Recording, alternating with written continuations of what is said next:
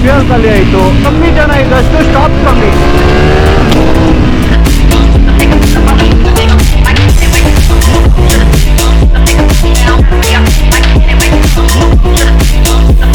Hello boys, good morning, ಶುಭೋದಯ ಎಲ್ಲರಿಗೂ.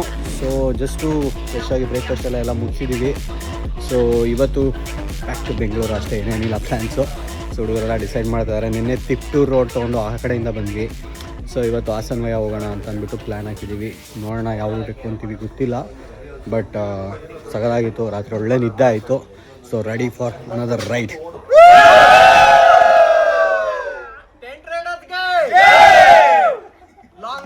After a long time with our beloved tent riders boys. Crazy day.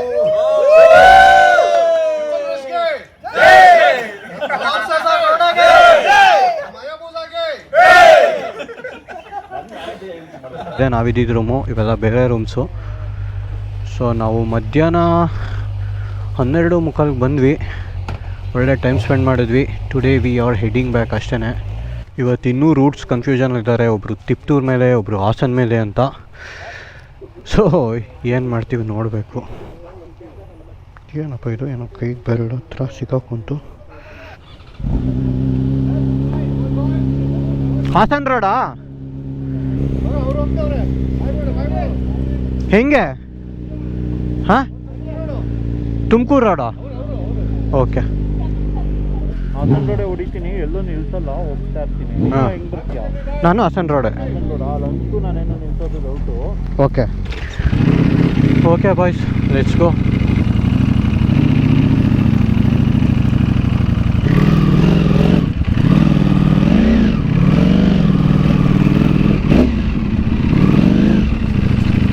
ಅಬ್ಬಾ,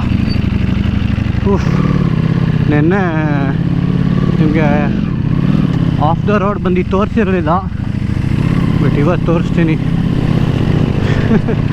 ನೋಡಿ, KLX racks, tiger racks, ವಿಸಾಕ್. ಇಲ್ಲಿ ನಮ್ಮ ಗಾಡಿಗೆ ಆಗಲ್ಲ. ನಮ್ಮದು ಪೇಸ್ ಮ್ಯಾಚ್ ಮಾಡೋದಕ್ಕೆ ಬೇರೆ ಜಾಗನೇ ಇದೆ ಅಲ್ಲ, ಪೇಸ್ ಹೊಡೆಯೋಕ್ಕೆ. ಇಲ್ಲಿ ಶಿವಾನಿ ಮಡಗ್ದಂಗಿರುವಂಥ ನೆಮ್ಮದಿಗೆ ಹೋಗ್ಬೇಕು. ಸಸ್ಪೆನ್ಷನ್ನು, ವೀಲ್ಸ್ ಎಲ್ಲ ನರಕ ಯಾತನೆ ಅನುಭವಿಸ್ತಾ ಇರುತ್ತೆ. ಪುಣ್ಯ ಏನಂದರೆ ನಮ್ಮದು ಮಳೆ ಬಂದಿಲ್ಲ. ಮಳೆ ಬಂದ್ಬಿಟ್ರಂತೂ ಡಿಸಾಸ್ಟ್ರಸ್ ಆಗಿರುತ್ತೆ ಇಂಥ ಕಡೆ ಬಂದ್ಬಿಟ್ರೆ ಈ ಗಾಡಿಗಳಲ್ಲಿ. ಇಲ್ಲೇ ಸ್ವಲ್ಪ ಚಾಲೆಂಜಿಂಗ್ ಇರೋದು.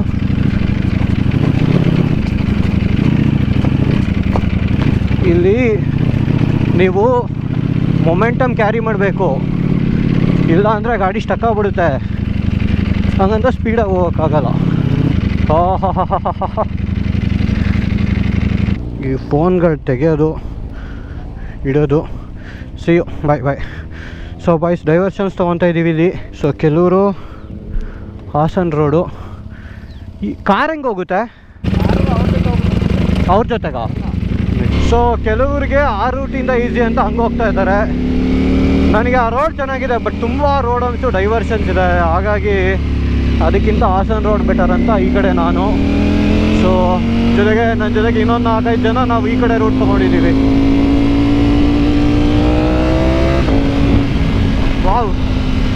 ವಾಟ್ ಎವರ್ ಇಟ್ ಈಸ್ ಅಲ್ಲ, ನೆಕ್ಸ್ಟ್ ಡೇ ಮತ್ತೆ ಮಾರ್ನಿಂಗ್ ಎದ್ದು ರೈಡ್ ಹೊಡೆದ ತಕ್ಷಣ, ಆ ಗಾಳಿ ಹೊಡೆದ ತಕ್ಷಣ ಫೀಲು ಫ್ರೆಶ್ ಅನಿಸುತ್ತೆ. ಏನೋ ಒಂಥರ ಕ್ರೇಜಿ. ನವೀನು ನಮ್ಮ ಜೊತೆನೇ ಜಾಯ್ನ್ ಆಗ್ತಾ ಇದ್ದಾರೆ ಹಾಸನ್ ರೋಡಿಂದನೇ ನಾವಿನ್ನು. ಸೊ ಈಗ 5 ಜನ ನಾವು ಹಾಸನ್ ರೋಡು. ಸ್ಪೋರ್ಟ್ಸ್ ಬೈಕ್ಗಳು, ನೇಕೆಡ್ ಬೈಕ್ಗಳಿಗೆ ಈ ಥರ ಒಂದು ಒಳ್ಳೆ ರೋಡ್ ಸಿಕ್ಬಿಟ್ರೆ ಅಪ್ಪ ಏನು ಖುಷಿ ಅಂದರೆ, ಹೈ ಸ್ಪೀಡ್ ಹೊಡಿಬೇಕಂತಲ್ಲ, ಜಸ್ಟ್ ನಾರ್ಮಲಾಗಿ ನೀವು ಕ್ರೂಸ್ ಮಾಡ್ಕೊಂಡು ಹೋಗ್ತಾ ಇದ್ರೂ ನೆಮ್ಮದಿ ಜೀವನ ಆಗೋರು. ಆರಾಮಾಗಿ ರಿಲ್ಯಾಕ್ಸ್ಡಾಗಿ ಹೋಗೋಣ ಅನ್ಸುತ್ತೆ. ಒಳ್ಳೆ ಫೀಲಿಂಗು. ಅದರಲ್ಲಿ ನೀವು ರೈಡ್ಸ್ ಬಂದಾಗ ಬ್ಯಾಡ್ ರೋಡ್ಸು, ಕಚಡ ರೋಡ್ಸು, ಬಂಪಿ ರೋಡ್ಸಲ್ಲೆಲ್ಲ ಹೋಗಿದ್ರೆ ಆವಾಗ ಅಲ್ಲಿಂದ ಈ ಥರ ರೋಡ್ ಸಿಕ್ಬಿಟ್ರೆ ಸ್ವರ್ಗ ಸುಖ. ಏನಂತಂದರೆ ಫೀಲು ಸಕ್ಕತ್ತಾಗಿರುತ್ತೆ ಗುರು. ನಾವಿದ್ದು ಸ್ಟೇ ಅಲ್ಲಿ ಎಲ್ಲ ಪೀಸ್ಫುಲ್ ಆಗಿತ್ತು.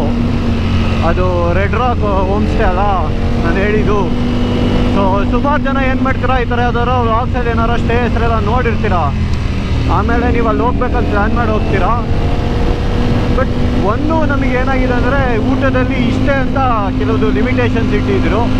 ಸೊ ಅದೊಂದು ಸ್ವಲ್ಪ ಹುಡುಗರೆಲ್ಲ ಮೆನ್ಷನ್ ಮಾಡಿದ್ರು. ಸೊ ಅದೊಂದು ಸ್ವಲ್ಪ ಲಿಮಿಟೇಷನ್ಸು ಫುಡ್ಡು ಒಂಚೂರು ಹುಡುಗರಿಗೆ ಒಂಚೂರು ಬೇಜಾರಾಯಿತು.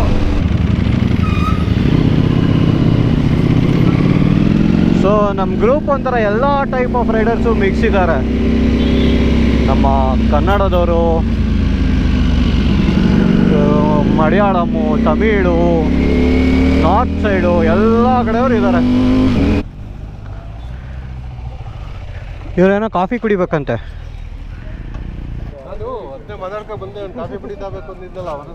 ಹಾಂ, ಮುಂದೆಲ್ಲೂ ಸಿಗಲ್ವಾ? ಮುಂದೆ ಕಾಫಿ ಪುಡಿ ಅಲ್ಲ, ಇವ್ರದೇ ಸಪ್ರೇಟ್ ಇದೆ. ಫೋನ್ ಮಾಡ್ಬಿಟ್ಟು ಸೀದಾ ಹೊಡೆದ್ಬಿಡೋದು ಹಾಸನ್ ಮೇಲೆ ಫ್ಯೂಯಲ್ ಹಾಕ್ಸೋದ, ಹಾಸನ್ ತನಕ ಹೋಗ್ಬಿಡೋದು. ಹಾಯ್, ನಿಮ್ಮನ್ನು ನೋಡ್ದು ಅದಕ್ಕೆ ಊರಿಗೆ ಓಡ್ ಬಂದು ನಿಲ್ಸಿರಲ್ಲ ಅಂತ. ಆರಾಮಾ? ಹಾಯ್, ಒಟ್ಟಿಗೆನಾ ನೀವು? Super super.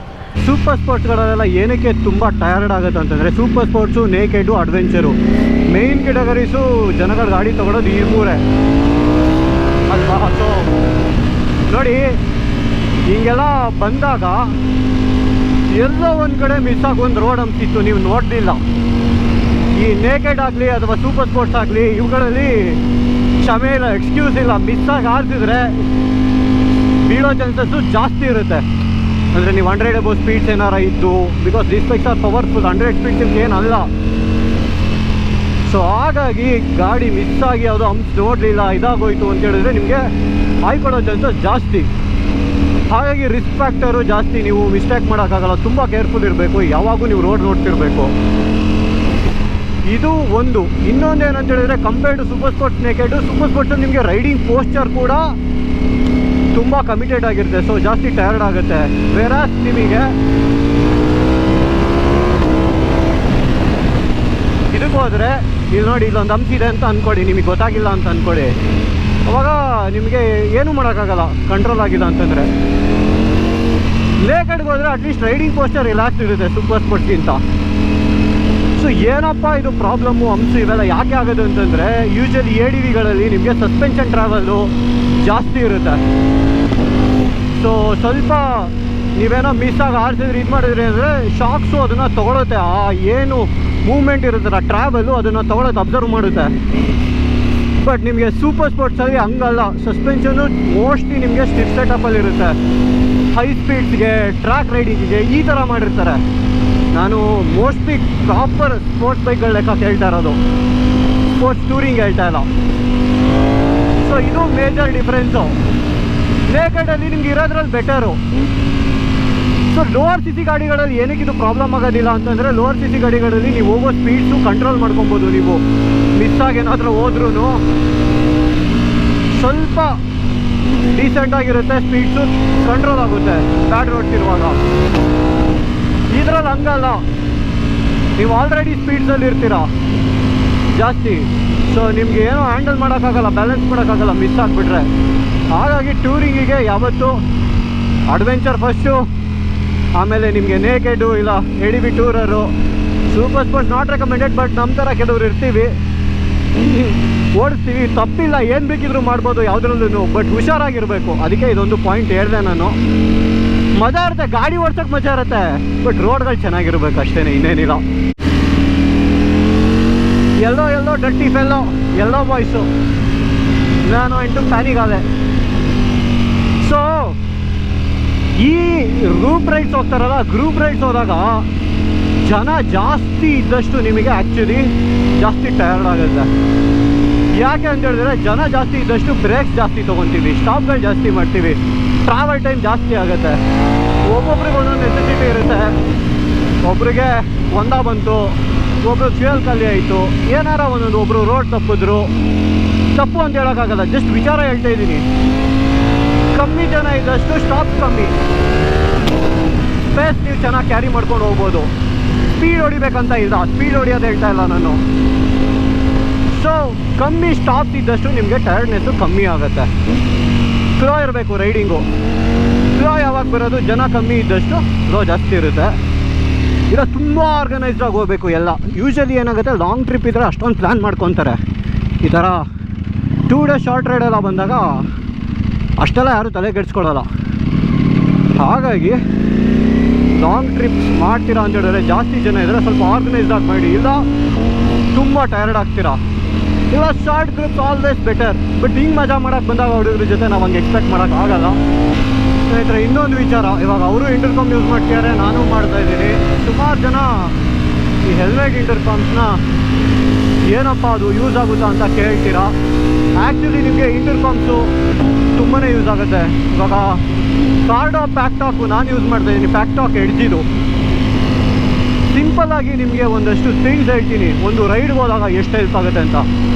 ನಿನ್ನೆ ನಾವು ಗ್ರೂಪ್ ಆಫ್ ರೈಡರ್ಸ್ ರೈಡ್ ಮಾಡಿದ್ವಿ. ಆಲ್ಮೋಸ್ಟು 16 ರೈಡರ್ಸ್ ಇದ್ವಿ ನಾವು. ಅದರಲ್ಲಿ ಒಂದು 5 to 6 ಪೀಪಲ್ ನಾವು ಕಾರ್ಡೋ ಯೂಸ್ ಮಾಡ್ತಾಯಿದ್ವಿ. ಸೊ ನಾವು ಕನೆಕ್ಟ್ ಆಗಿದ್ವಲ್ಲ, ಎಷ್ಟೊಂದು ಸಿಚುವೇಶನ್ನು ನಮ್ಗೆ ಆ್ಯಕ್ಚುಲಿ ಹೆಲ್ಪ್ ಆಯಿತು. ಒನ್ ಆಫ್ ವಿಚ್ನಲ್ಲಿ ಇವಾಗ ಫ್ಯೂಯಲ್ ಖಾಲಿ ಆಯಿತು. ಫ್ಯೂಯಲ್ ಖಾಲಿ ಆಗಿದ್ದಾಗ ಮುಂದೆ ರೈಡ್ ಮಾಡ್ತಿದ್ರು, ಅವ್ರಿಗೆ ನಾನು ಇಮಿಡಿಯೇಟಾಗಿ ಇಂಟರ್ಕಾಮ್ ಥ್ರೂ ಹೇಳಿದೆ. ಸೊ ಸ್ಲೋ ಮಾಡಿದ್ರು, ಟೋ ಕೊಟ್ಟರು. 2 ಕಿಲೋಮೀಟರ್ಸ್ ಇತ್ತು ನಮಗೆ ಫಿಲ್ ಸ್ಟೇಷನ್ನು. ಆ ಥರ ಸಿಚುವೇಶನ್ಸು ನಿಮಗೆ ತುಂಬಾ ಹೆಲ್ಪ್ ಆಗುತ್ತೆ. ಇಲ್ಲ ಫಾರ್ ಎಕ್ಸಾಂಪಲ್ ಒಬ್ಬರು ಮುಂದೆ ಹೋಗ್ತಾ ಇರ್ತಾರೆ, ಮಿಸ್ ಆಗಿ ಯಾವುದೋ ಅಡ್ಡ ನೋಡ್ತಾರೆ, ಇಲ್ಲ ಅವ್ರು ಪಾಸ್ ಆಗ್ತಾರೆ, ನೆಕ್ಸ್ಟ್ ಯಾರೋ ಅಡ್ಡ ನಡ್ಕೊಂಡು ಬರ್ತಾ ಇರ್ಬೋದು. ಈ ಥರ ಸಿಚುವೇಶನ್ಸು ಆ್ಯಕ್ಚುಲಿ ನಿಮಗೆ ತುಂಬಾ ಹೆಲ್ಪ್ ಆಗುತ್ತೆ. ಬಿಕಾಸ್ ಮುಂದೆ ಇರೋ ರೈಡರ್ ಇನ್ಫಾರ್ಮೇಷನ್ ಕೊಟ್ಟ ತಕ್ಷಣ ಹಿಂದೆ ಇರೋರಿಗೆಲ್ಲ ಪಾಸ್ ಆಗುತ್ತೆ. ಎಷ್ಟೊಂದು ಸರಿ ಹಿಂದೆ ಇರೋರಿಗೆ ಬ್ಲೈಂಡ್ ಸ್ಪಾಟ್ ಇರುತ್ತೆ, ಗೊತ್ತಾಗಲ್ಲ. ಸೊ ಅದಕ್ಕೇ ಇಂಟರ್ಕಾಮು ತುಂಬಾ ಯೂಸ್ ಆಗುತ್ತೆ. ಅದರಲ್ಲೂ ಕಾರ್ಡು ನಾನು ಎಣ್ಣೆ ಚಾರ್ಜ್ ಮಾಡಿರೋದು ಗುರು, ಇನ್ನೂ ಚಾರ್ಜ್ ಇದೆ. ಫುಲ್ ರೈಡ್ ಯೂಸ್ ಮಾಡಿದ್ದೀವಿ. ಬ್ಯಾಟ್ರಿ ಲೈಫು, ಮಳೆಯಲ್ಲಿ ಓಡಿಸ್ಬೋದು, ಫುಲ್ ಬ್ರೇಕ್. ಈ ಒಂದು ಟೆಕ್ನಾಲಜಿಗೆ DMC ಅಂತ ಕರೀತಾರೆ, ಡೈನಾಮಿಕ್ ಮೆಶ್ ಕಮ್ಯುನಿಕೇಷನ್. ಇವಾಗ ನಾವು ಇಷ್ಟು ಜನ ರೈಡ್ ಮಾಡ್ತಾಯಿದ್ವಿ. ಒಂದೊಂದ್ಸರಿ ಏನು ಮಾಡ್ತಿದ್ವಿ, ಒಬ್ಬರು ತುಂಬ ದೂರ ಹಿಂದೆ ಉಳ್ಕೊಂಡ್ಬಿಡ್ತಿದ್ವಿ. ಅವಾಗ ಆ್ಯಕ್ಚುಲಿ ನಮ್ಗೆ ಏನಾಗುತ್ತೆ, ನಮ್ಮ ಯೂನಿಟ್ ಡಿಸ್ಕನೆಕ್ಟ್ ಆಗಿಬಿಡುತ್ತೆ ನೆಟ್ವರ್ಕಿಂದ. ಬಟ್ ಸ್ಟಿಲ್ ವಾಪಸ್ಸು ನಾವು ಆ ರೇಂಜ್ ಒಳಗಡೆ ಬಂದ ತಕ್ಷಣ ಮತ್ತೆ ಅದು ಆಟೋಮೆಟಿಕಲಿ ಹೀಲಾಗಿ ಕನೆಕ್ಟ್ ಆಗುತ್ತೆ ಆ ಗ್ರೂಪ್ ಆಫ್ ರೈಡರ್ಸ್ಗೆ. ಅಂದರೆ ನಾವು ಎವ್ರಿ ಟೈಮ್ ಮ್ಯಾನ್ಯಲ್ ಆಗಿ ರೈಡರ್ ಹಿಂದೆ ಮುಂದೆ ಆಗ್ತಾ ಇರ್ತೀವಿ. ಸೊ ಆ ಗ್ರೂಪಿಂದ ಆಚೆಗೆ ಹೋದ್ರೂ ಎಗೈನ್ ನಾವು ಮತ್ತೆ ಜಾಯಿನ್ ಆಗ್ಬೋದು. ಅಪ್ ಟು 15-16 ರೈಡರ್ಸ್ ತನಕ ನೀವು ಈ ಥರ ಯೂಸ್ ಮಾಡ್ಕೊಬೋದು. ಕ್ರೇಜಿ ಅಂತಲೇ ಅನ್ಬೋದು ಇದು. ಆ್ಯಕ್ಚುಲಿ ನೀವು ಯಾವ್ದಾದ್ರು ರೈಡ್ಗೆ ಹೋದಾಗ 1-2 ಸರಿ ನೀವು ಇಂಟರ್ಕಾಮ್ ಯೂಸ್ ಮಾಡಿದ್ರೆ ಗ್ರೂಪ್ ರೈಡ್ಸಲ್ಲಿ ಈಗ ಕ್ಲಿಯರ್ ಆಗಿ ಗೊತ್ತಾಗುತ್ತೆ. ಇಲ್ಲಪ್ಪ ಇವಾಗ ಯಾರೋ ಜೊತೆಲಿ ಕಾರಲ್ಲಿ ಬರ್ತಾಯಿದ್ರು ನಮ್ಮ ಜೊತೆಯಲ್ಲಿ, ಏನಾಗಿದೆ ಮಧ್ಯ 1-2 ಸರಿ ಅಲ್ಲಿ ಇಲ್ಲಿ ಮಿಸ್ ಆಗಿರ್ತೀವಿ. ಮಿಸ್ ಆದಾಗಲೂ ಅಷ್ಟೇ, ಕಾರ್ ಕಾಲ್ ಮಾಡಿದ್ರೆ ಪಟ್ ಅಂತ ಎತ್ತು ಹಂಗೆ ಮಾತಾಡು. ನೀವು ಇಯರ್ಫೋನ್ಸ್ ಹಾಕೊಬೇಕು, ಅದು ಇದು ಯಾವುದು ತಲೆನೋವಿಲ್ಲ. So actually this is the best. ಆಮೇಲೆ ನಿನ್ನೆ ಮಳೆ ಕೂಡ ಬರ್ತಾಯಿತ್ತು. ಸೊ ಇದು IP67 ರೇಟಿಂಗ್ ಇರೋದ್ರಿಂದ ಮಳೆ ಧೂಳು ಏನು ತಲೆ ಕೆಡ್ಸ್ಕೊಳ್ಳೋದಿಲ್ಲ. ನಾವು ಮಳೆಯಲ್ಲೂ ಹಾಕೊಂಡು ಯೂಸ್ ಮಾಡಿದ್ವಿ. ಸಿಚುವೇಶನ್ಸ್ ಹೆಂಗೆ ಬರುತ್ತೆ ಹೇಳೋಕ್ಕಾಗಲ್ಲ ನಮಗೆ. But whatever you have ಅದು ನಿಮಗೆ ಯೂಸ್ ಆಗಬೇಕು. ಸೊ ಆ ಪ್ರಾಕ್ಟಿಕ್ಯಾಲಿಟಿ ತುಂಬ ಇಂಪಾರ್ಟೆಂಟು. ಸೊ ನನ್ನ ಒಂದು ಪರ್ಸ್ನಲ್ ಇದೆಲ್ಲ ನೋಡಿದಾಗ ಆ್ಯಕ್ಚುಲಿ ತುಂಬಾ ಹೆಲ್ಪ್ ಆಗುತ್ತೆ. ಸಪೋಸ್ ಇವಾಗ ಕಾರ್ಡಿಂದ ನಿಮಗೆ ನಾನ್ ಕಾರ್ಡೋ ಯೂಸರ್ ಯಾರು ಇದ್ದರೆ ಬ್ಲೂಟೂತ್ ಥ್ರೂ ನೀವು ಕನೆಕ್ಟ್ ಮಾಡ್ಕೊಬೋದು. ಸೊ ಇವೆಲ್ಲ ನಿಮಗೆ ಆ್ಯಕ್ಚುಲಿ ಆ್ಯಡೆಡ್ ಅಡ್ವಾಂಟೇಜಸ್ಸು. ಇಂಟರ್ಕಾಮು ಯೂಸು ಒಂದು ಸಾರಿ ಮಾಡಿದ್ರೆ ನಿಮಗೆ ಅವಾಗ ಗೊತ್ತಾಗುತ್ತೆ ಅದು ಯಾವ ಥರ ಇರುತ್ತೆ ಅಂತ. ಇದಾದಮೇಲೆ JBL ಸ್ಪೀಕರ್ಸ್ ಕೊಟ್ಟಿದ್ದಾನೆ. ರೈಡ್ ಮಾಡ್ದಾಗ ಏನಾರ ಒಂದು ಮ್ಯೂಸಿಕ್ ಏನಾರ ಪ್ಲೇ ಮಾಡಿದ್ರೆ ಪೀಸಾಗಿ ಹಾಡು ಹಾಕ್ಕೊಂಡು ಒಂದು ಸ್ವಲ್ಪ ದೂರ ಟೈಮ್ ಪಾಸ್ ಮಾಡ್ಬೋದು. ಹೆಲ್ಮೆಟಲ್ಲಿ ಎನಿ ಟೈಮ್ ರೆಡಿ ಇರುತ್ತೆ ನಿಮಗೆ ಸ್ಪೀಕರ್ಸು. ಜಸ್ಟ್ ಪ್ಲೇ ಬಟನ್ ಒತ್ತಿದ್ರೆ ಆಯ್ತು ಅಷ್ಟೇ. ನಿಮ್ಮ ಫೇವ್ರೆಟ್ ಟ್ರ್ಯಾಕ್ನ ಪ್ಲೇ ಮಾಡ್ಕೊಂಡು ಹೊಡಿತಾ ಇರ್ಬೋದು. ಸೊ ನೀವೇನಾರ ಯಾವುದಾದ್ರೂ ಒಂದು ಇಂಟರ್ಕಾಮ್ ನೋಡ್ತಾ ಇದ್ರೆ ನಾನಂತೂ ಕಾರ್ಡನ್ನೇ ರೆಕಮೆಂಡ್ ಮಾಡೋದು. ನಾನು ಮುಂಚೆ 10 ಇಯರ್ಸಿಂದ ಯೂಸ್ ಮಾಡ್ತಾಯಿದ್ದೀನಿ. ಪ್ರೀವಿಯಸ್ ಯೂನಿಟು, ಹೊಸ ಯೂನಿಟು ಸಕಲಾಗಿದೆ. ಚೆಕ್ಔಟ್ ಮಾಡಿ. ನಿಮ್ಗೆ ಏನು ಅನಿಸುತ್ತೆ, ಈ ಆ್ಯಕ್ಚುಲಿ ಇಂಟರ್ಕಾಮ್ಗಳೆಲ್ಲ ಯೂಸ್ ಆಗುತ್ತೆ ಅನ್ಸುತ್ತೋ ಯೂಸ್ ಆಗಲ್ವೋ? ನಿಮಗೂ ಫ್ಯೂಚರಲ್ಲಿ ಯಾವಾಗ ಟ್ರೈ ಮಾಡಬೇಕನ್ಸುತ್ತಾ ಏನು ಅಂತ ಕಮೆಂಟ್ಸಲ್ಲಿ ತಿಳಿಸಿ.